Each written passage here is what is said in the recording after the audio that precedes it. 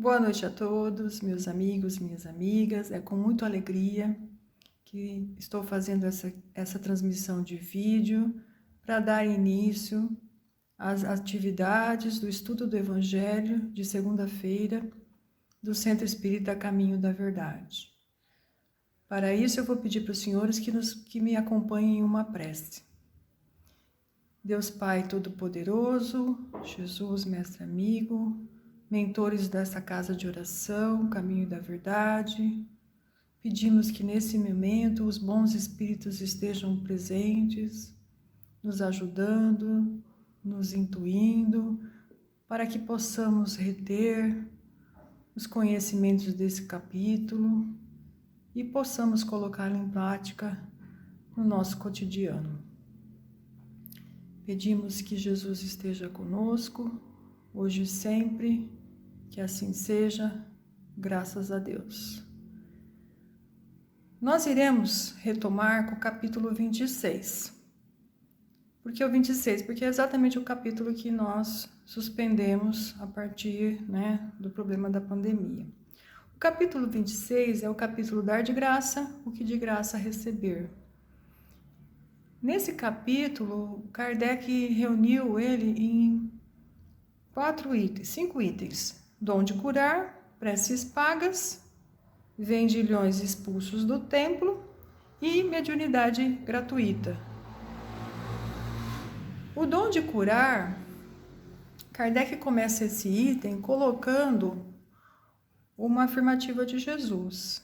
Curai os enfermos, ressuscitais os mortos, limpais os leprosos, expeli os demônios, dai de graça o que de graça recebeste. Está em Mateus, capítulo 10, versículo 8. Para quem Jesus falou isso? Jesus falou isso para os discípulos. Quem eram os discípulos? Eram os aprendizes dos seus ensinamentos. Eram os homens que o acompanhavam aprendendo o seu evangelho. Então ele diz que eles, nessa afirmativa, que eles eram capazes de curar, de ressuscitar os mortos, de expelir os demônios. Mas que eles poderiam fazer isso, admitindo que eles teriam esse dom, mas que essa prática não poderia ser feita buscando recompensas.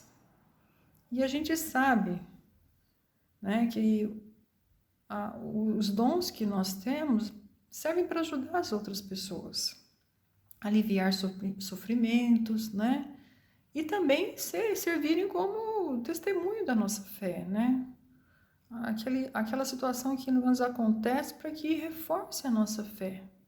A gente guardar a certeza de que Deus está no comando de tudo. E se não somos nós os benfeitores, se o maior benfeitor é Deus, o mais importante, como nós vamos cobrar por isso? Como é que a gente chega numa pessoa que consegue operar uma cura sozinhos? Jamais nós vamos conseguir fazer isso sozinhos. Existem muitas coisas para que isso aconteça. Jesus não curou todas as pessoas, ele curou algumas pessoas. Então, primeiro tem que ter o mérito. Segundo, o maior benfeitor é Deus. Em algumas situações, vão ter os benfeitores espirituais que Deus concede para que ajudem. E nós seremos os meros intermediários se formos. Então, nós não conseguimos fazer isso sozinhos. Se fosse, nós não teríamos aí a situação que nós estamos tendo no mundo hoje. Se qualquer um pudesse curar qualquer um, não haveria mortos. Nós já temos aí a resposta para esse questionamento. Tá? Depois ele fala de ressuscitar os mortos. É óbvio que aqui Jesus não estava falando para os discípulos considerando o nosso corpo físico. Nós não podemos ressuscitar uma pessoa no mesmo corpo físico. A gente sabe disso. O espírito não vai reanimar um corpo físico que já não tem mais vitalidade. Isso não é possível. Ele estava falando das pessoas, enquanto espíritos, que estão vivendo, mas estão vivendo de maneiras distantes de Deus. perdidas, né? Vivendo situações de difícil solução. Pessoas que já perderam a esperança, pessoas que já não querem mais viver. Vocês imaginam a gente quando chega perto de alguém assim, a gente não consegue resolver aquela situação aconselhando, dizendo que Deus é misericordioso, Ele é bondoso. Não é uma situação que a gente possa resolver de maneira momentânea, é um processo.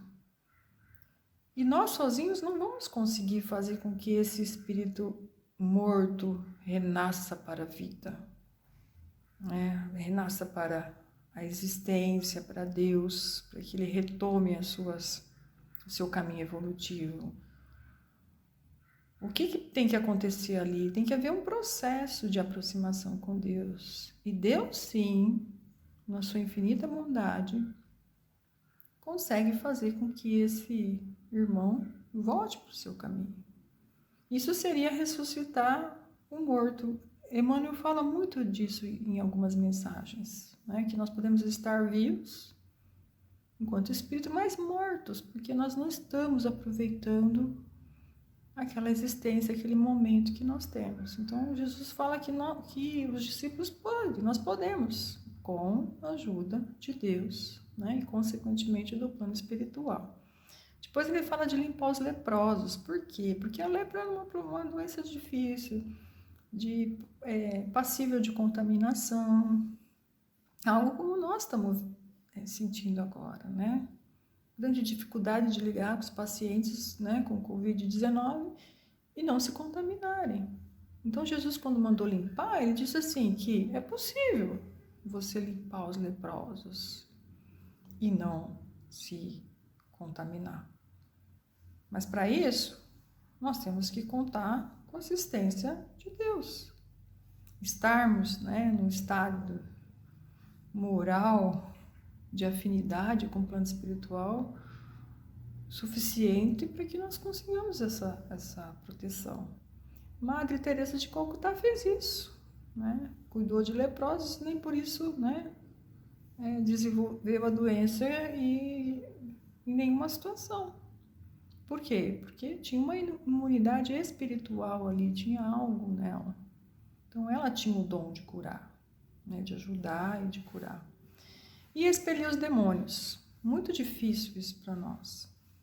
Chegar diante do irmão perturbado e por nós mesmos resolver afastar um espírito ali que está causando alguma perturbação ou alguma desobsessão. Como é que a gente trabalha esse problema na casa espírita? Em um grupo, sendo aqui ajudada por uma equipe do plano espiritual também. Então, para que se a gente tem esse dom, a gente sabe que tem outros intermediários no plano espiritual nos ajudando nisso. Então, não podemos agir de maneira que esses dons sejam apenas faculdades autônomas nossas. Né? Deus nos dá um dom de ajudarmos, de contribuirmos para aquele benefício acontecer, mas nós sabemos que o maior benfeitor nessa história toda é Deus. Ora, se o maior benfeitor é Deus, não há como a gente cobrar por isso. Não faz nenhum sentido, não é lógico. Então, os dons são dádivas, e essas dádivas devem ser usadas para o bem. E para o bem no sentido da caridade, nós fazermos isso de maneira desinteressada, indistintivamente para todos. Para que a gente não pense em nenhum momento no nosso benefício. Isso é a caridade desinteressada. E para isso, com certeza, Deus nos ajuda, de alguma forma. Bom, depois ele falou das preces pagas. E aí ele citou as viúvas. Não façais que as vossas preces sejam pagas. Não façais como os escribas, que a pretextos de longas preces devoram as casas das viúvas. Na verdade, ele falou devoram porque os escribas faziam essas preces pagas e tiravam dinheiro das viúvas. hora que situação mais difícil, as viúvas precisavam pedir alguma coisa para Deus. E aí elas iam nos intermediários que eram os escribas. Pagavam os escribas, que tiravam dinheiro das viúvas, e daí eles iam para as sinagogas e rezavam pelas viúvas. Que coisa mais sem sentido. Claro que o benefício da viúva lhe poderia ser concedido, mas não por causa da intercessão dos escribas, porque eles não estavam fazendo aquilo com amor, eles estavam fazendo aquilo por dinheiro. Então, a prece paga não tem benefício nenhum. Se as viúvas conseguissem alguma concessão, certamente porque Deus é misericordioso, bom, ele faria, independente do escriba ou não, por merecimento da viúva.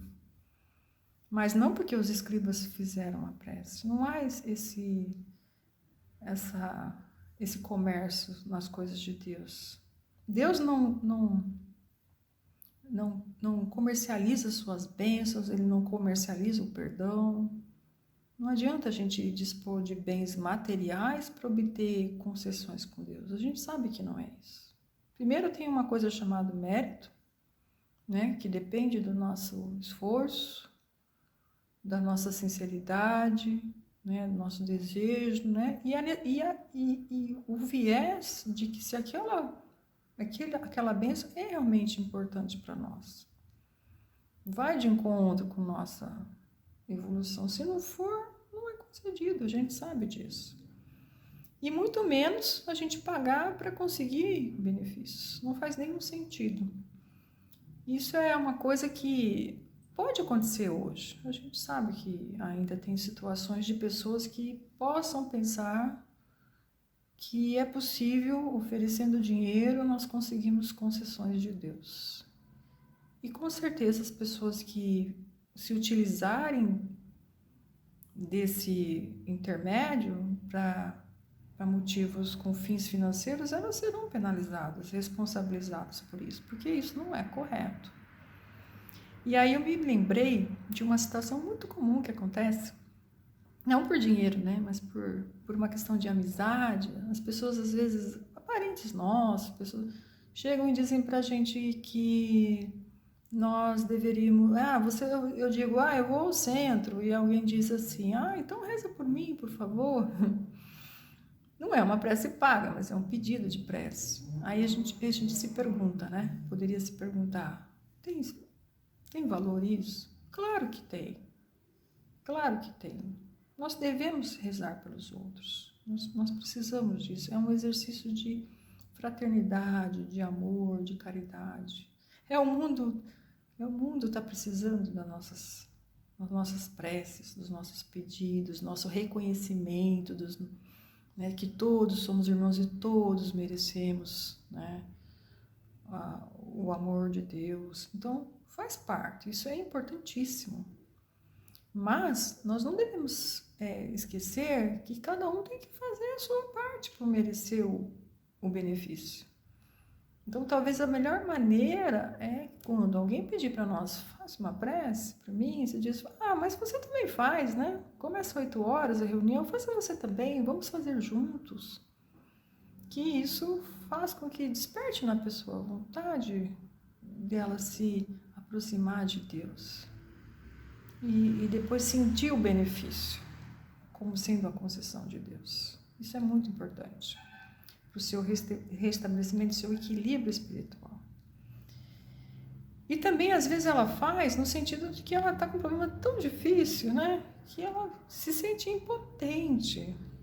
Ou, muitas vezes, nós mesmos nos sentimos não merecedores daquela graça. Então, muitas vezes, as pessoas pedem por isso, mas nós devemos fazer. E, se possível, não perder a oportunidade de lembrar que ela também precisa buscar a Deus, né? Isso é muito importante. E em relação à nossa ação, essa passagem também nos faz lembrar que nós trabalhamos no centro, né? De alguma forma, distribuindo um benefício que o centro dá para as pessoas, ou participando do passe, ou participando do auxílio espiritual, para a gente nunca se colocar como os elementos mais importantes desse processo. Para a gente ter a humildade de sempre lembrar que todas as graças concedidas, elas advêm primeiramente de Deus. Depois das preces pagas, no capítulo, Kardec chama atenção para uma passagem de Jesus lá em Jerusalém, que ele expulsou os vendilhões do templo. Essa passagem eu já ouvi em outras apresentações e às vezes dá a entender que Jesus foi ríspido, né, com as pessoas que estavam vendendo lá na frente do templo. Por quê? Jesus não foi ríspido, ele foi certeiro, ele foi, né, ele foi claro que aquilo ali não deveria estar acontecendo. Ele expulsou os vendilhões do templo para dizer que aquilo não estava de acordo com seus ensinamentos. E a gente sabe, ele fez isso para que a gente pensar que a igreja, o templo, a igreja, a nossa casa religiosa, a nossa casa não deve ser palco de comércio. Separar as coisas, para que nenhum de nós confunda, né? Que coisas de Deus, para a gente deixar bem claro que as coisas de Deus, os benefícios de Deus não devem ser motivos de comércio. É isso que Jesus quis dizer. E também que não fique bem, né? Nós estarmos ali ajudando no trabalho de amor, estarmos ao mesmo tempo nos relacionando com atividades comerciais. Foi isso que Jesus quis mostrar. Tá certo? Que nenhuma concessão dada por Deus deve ser motivo de comercialização. Tá certo? Então, para separar o que é de Deus e que é, né, do homem, que é inerente ao comércio, é outra coisa. Isso não significa dizer que dentro da casa espírita não possa haver comércio, desde que seja para fins para ajudar a casa espírita. A gente sabe disso, que toda casa espírita, toda atividade religiosa, ela depende de recursos para se manter. A gente sabe disso, mas que não seja o ponto mais importante. E no final, Kardec fala para nós da mediunidade, que é um dom que nós temos, segundo alguns palestrantes espíritas nos falam, que é concedido a todos, em maior ou menor intensidade, mas que é um dom que podemos ter. O que é a mediunidade? O médium é o intérprete das informações, dos conhecimentos do plano espiritual. Ele é um médium, medianeiro, ele faz a mediação da informação que vem do plano espiritual para os encarnados. Mas quem é o autor principal dessas informações, desses conhecimentos, das orientações? São os espíritos. Ora, se eles são responsáveis pela informação, nós que somos intermediários não podemos usufruir delas como sendo nossas. Se não são nossas, não podemos cobrar por elas. Esse é um ponto. Outro ponto, que é um dom. Se é um dom, é uma dádiva de Deus para conosco. Se é uma coisa que Deus nos deu de graça, nós não podemos cobrar por isso. E tem mais coisas. Mediunidade pode ser uma atividade profissional. Por que não pode ser? Porque ela não é duradoura. Se nós não soubermos utilizá-la para o bem de todos, ela pode ser simplesmente perdida. Pode ser retomada? Pode ser retomada. Sempre com o objetivo de esclarecer, de ajudar o nosso próximo. Se ela fugir desse objetivo, ela vai ser perdida, com certeza. E é justo que ela seja perdida, para que ela não se torne um mecanismo de situações ruins para as pessoas. Porque imagina, se nós começamos a cobrar, usar disso para o nosso benefício, que tipo de espírito que a gente imagina que vá mandar informações para nós. Certamente espíritos mentirosos, espíritos enganadores, espíritos perturbados. Como é que nós vamos transmitir essas informações para o nosso próximo? O que nós vamos estar causando na vida das outras pessoas? Por isso que é importante até que ela seja anulada. Se nós, médiuns, não estivermos usando ela para os fins adequados. E Kardec fala também, no final desse capítulo, da mediunidade de cura. Por que a cura? Porque, é claro, quando nós estamos doentes e não temos um remédio, não temos uma solução material, a gente sempre pensa no plano espiritual, né? De buscar um médium, curador, que faça nos ajude a obter aquela concessão. E aí, o que nós fazemos? Nós vamos cobrar, se formos médium de cura, por esse benefício? Jamais. Kardec explica que essa é a mediunidade mais especial. Por que ele fala isso? Por quê? Porque o médico ele estuda para orientar os seus pacientes, prescrever os remédios, né, fazer a cirurgia, se for o caso. O médium, ele vai contar com o plano espiritual, Deus e o plano espiritual, que fará uma manipulação de fluidos. Esses fluidos serão transferidos para o médium e o médium vai operar no paciente. Então, se o médium não tiver retidão moral, né, se não tiver como objetivo o bem de todos, essa mediunidade vai ser anulada. Um dom maravilhoso vai ser perdido. Por isso que esse tipo de mediunidade, a gente observa, ele é raro.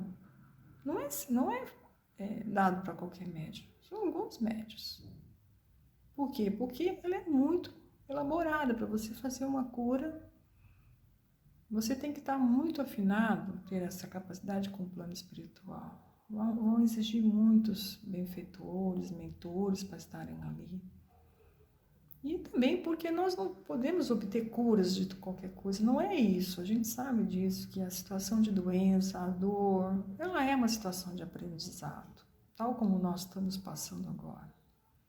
Não há como ter um médico que vai e cure todas as pessoas. Por quê? Porque é uma situação que vai fazer com que nós nos reportemos a Deus, nos aproximamos, vai instigar a nossa curiosidade, o porquê que eu estou doente, para que eu estou doente, o que me causou isso, o que eu preciso fazer para ficar melhor. E aí vai todo o nosso trabalho, nos instiga se nós tivermos já desenvolvido essa capacidade de buscar uma solução, que às vezes não está no nosso corpo, está no nosso espírito, então nos motiva a transformação. Então, por isso que a cura, às vezes, a gente não consegue a cura, né? A gente consegue ali conviver com uma situação de doença e isso nos traz muitos benefícios. Não deixa de ser o problema principal e a gente se transforma. Então, a mediunidade de cura, mais ainda. E pensando em tudo isso, para finalizar, a gente podia imaginar que todas as concessões que nós temos, quando nós formos transmiti-las para as outras pessoas, que a gente não cobre, que a gente faça isso como um puro ato de amor. Porque se nós pararmos para pensar, nós estamos aqui hoje, ouvindo o Evangelho. Quantas concessões nós tivemos, quanta ajuda nós tivemos do plano espiritual, de Deus, acima de tudo, para que tudo estivesse assim nesse momento em nossa vida. A gente nem sabe lembrar, a gente poderia refletir só sobre hoje, sobre tudo que nós temos hoje, de benefícios, quer sejam materiais ou espirituais, quantas coisas nós tivemos, quantas concessões nós tivemos de forma gratuita, o sol, a água, a saúde, a vida, em que não fomos Deus não cobrou nada para nós? Por que na hora da gente auxiliar os nossos irmãos nós vamos cobrar? Não faz sentido. Que essa mensagem fique gravada nos nossos pensamentos, em nosso coração, para quando a gente for retribuir, né, ajudar algum irmão, alcançar alguma graça, a gente seja benevolente, no sentido de ajudá-lo de forma sempre desinteressada. Que assim seja, graças a Deus.